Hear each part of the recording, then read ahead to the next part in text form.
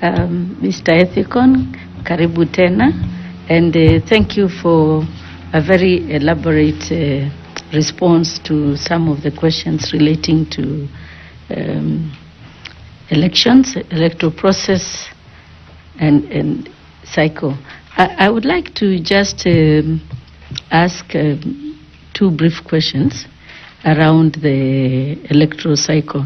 You have spoken a lot about issues relating to elections operations plans, post-election reviews, legal reforms, and proposed a number of ways to address some of the challenges in elections.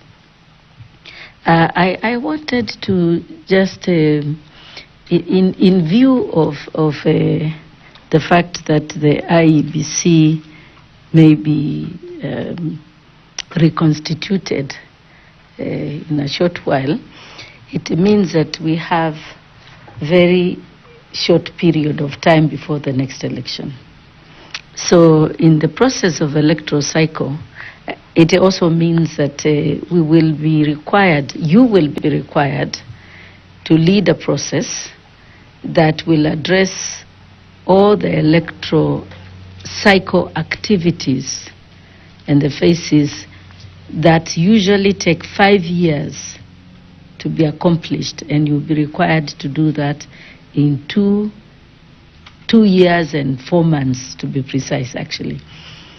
I want you to tell the panel, if you are given the opportunity to become the chair of the electoral, the Iebc, what would be your priorities? I don't want to ask you about the electoral cycle. Clearly, you understand what it is.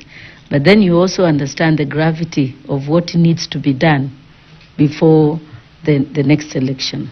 And in fact, this is a special period. We are also required to conduct boundary delimitation, which is also a whole big process. So I just want you to tell the panel and to reassure Kenyans who are watching, when you are given the opportunity to be the chair of the Iebc, how are you going to prioritize and manage these processes that are legally required before the next election?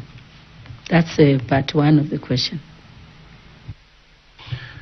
Thank you, Ambassador Koki Moli. I am very happy to see you here. When I used to be in the human rights, our paths used to cross frequently.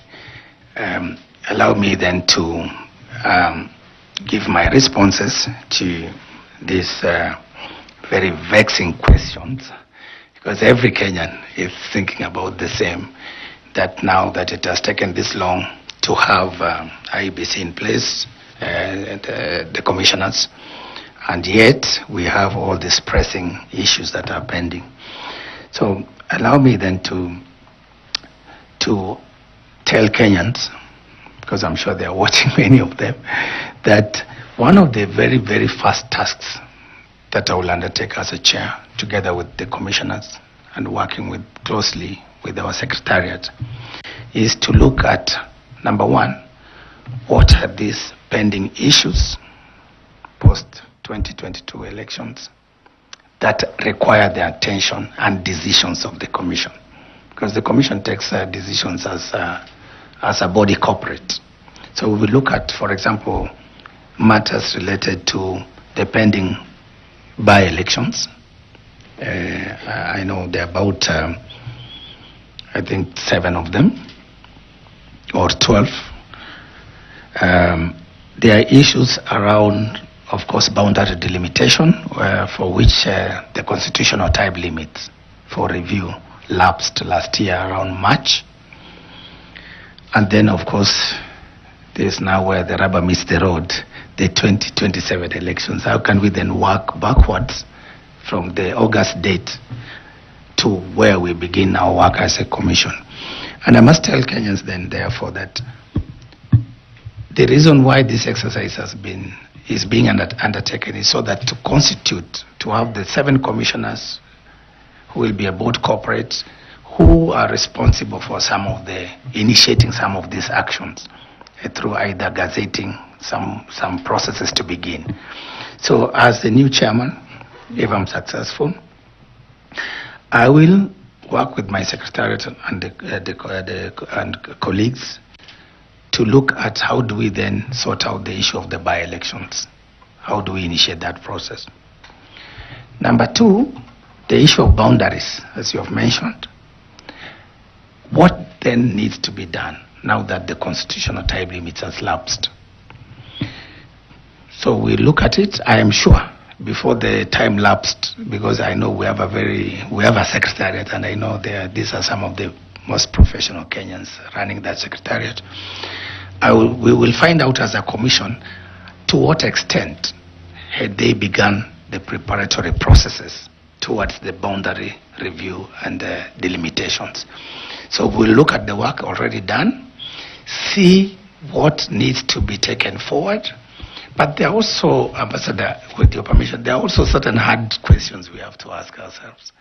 Now that this boundary delimitation constitutional time limit has ended, what are we supposed to do next? So we will have to seek, for example, dialogue with the judiciary, the Office of the Attorney General, to sort out the legal issues. Then number two, we also have to bring on board stakeholders to have a discussion around the boundary delimitation vis-a-vis the timelines for the general election, which you have rightly mentioned that they are tight. So we have to make a decision as a country whether we can undertake both these exercises at the same time, or we focus as a country to planning and executing the 2022 elections. And this is an open discussion. We don't have the answers as a commission, but what I assure Kenyans is that we will call that dialogue so that we can address this very, very critical issue. Number three, in terms of the Iebc itself, I am aware that their strategic plan, which is the document that guides the commission in terms of execution of its mandate, may have expired, and therefore their preparatory processes towards coming up with a new strategic plan. So priority as chair would be for us to finalize that strategic plan, because strategic plan is a document that will guide us